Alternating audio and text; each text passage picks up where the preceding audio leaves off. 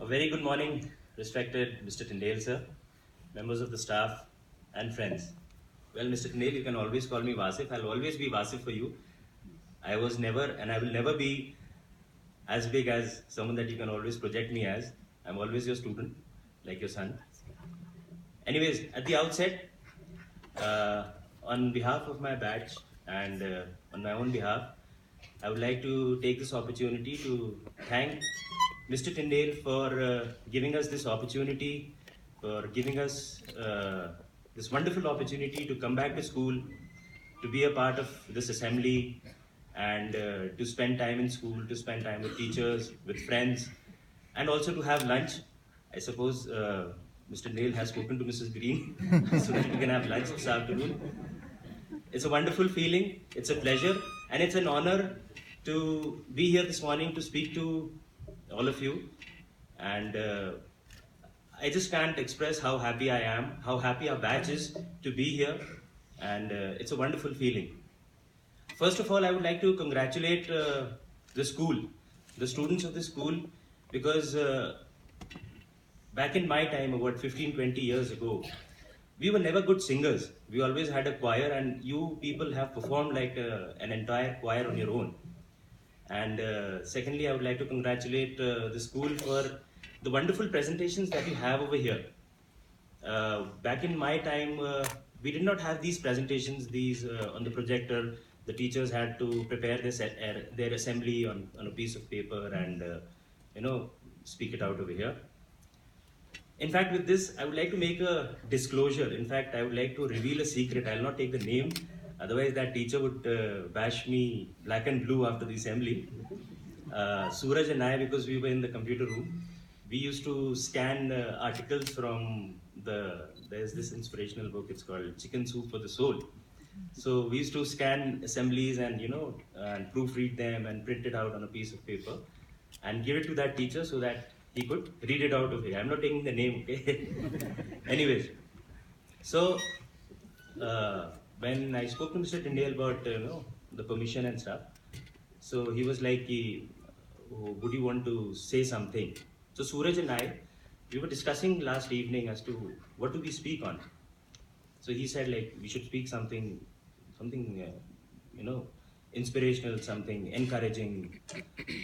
But later on, after this a huge lot of discussion, we all realized that if given time, there's so much that we can talk about Wynberg-Allen. There's so much that, if given time, I can talk for hours, I can talk for days together, because there's so much that Wynberg-Allen has given us. There's so much that we have gone through. There's so much, the life that we have lived in Wynberg-Allen is, I cannot express in a few minutes maybe. It's just impossible to tell all of you what Wynberg-Allen has done for me. And as students, you probably might not realize the importance or maybe how lucky you are to be a student of this school. While I was one of you people sitting in the assembly hall and coming from home,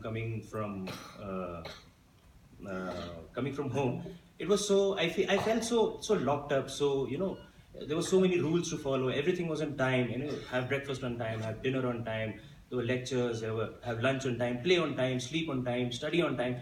Everything was as per the rule and as per a certain protocol.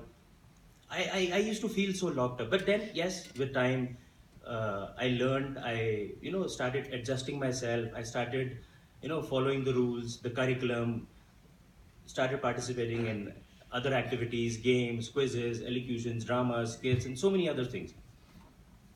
But then, it wasn't very extraordinary that I felt while I was a student like any one of you. It was only when I moved out of school that I realized that yes, there is a difference. Like any one of you would after school go into graduation, go into professional courses. I went into a medical school, and we had a batch of 100 students. I'm not bragging about myself, but I found it. I realized that there was something different in me. The way I made presentations, the way I wrote answers, the way I dressed maybe. I'm not bragging. The way I dressed, the way I talked, the way I spoke to my teachers, And my teachers, they did appreciate it, they did acknowledge it, and I felt the difference. When I went into post-graduation again, my colleagues, my teachers, my seniors, they also felt that, yes, there is something different in Wasif. There is something, the kind of, I mean, something as basic as writing an application. That is the most basic thing that any one of us or any one of you would do. There is a difference. So what I want to tell you is that when you come out of school, only then would you realize what Wynberg-Allen has given you, what Wynberg-Allen has done for you. Because wherever you go, whatever you do, whatever you have, things might come, things might go. There will always be something that will be with you, will remain within you, and that is Wynberg-Allen. The Wynberg-Allen inside you will never leave you, will always be there for you, will always be there with you. And it'll make you stand out, it'll make you stand out, it'll make you feel extraordinary, it'll make you feel just wonderful. So it's a wonderful feeling to come back to school after 15 years, 16 years in fact. I'm coming back to school. It's wonderful to be here. And I mean, I just cannot tell how happy I am. I was here 3 years back for the 125th anniversary for the Koski Centennial celebrations. It was again a wonderful feeling, and I mean, I'm just thrilled to be back to school. I would again like to take this opportunity to thank Mr. Tyndale sir for allowing us to come back. The teachers who taught us, thank you so much teachers.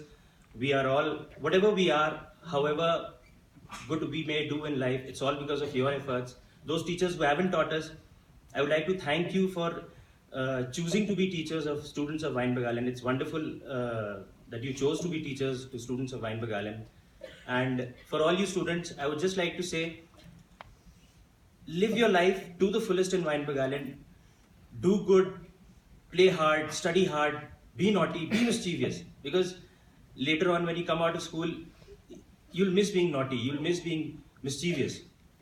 Be good in life, do good, rise as high as possible. But always remember to lift her banner onward, upward, hearts and voices high, and shout Excelsior, our motto, let it reach the sky. Thank you so much. Excelsior.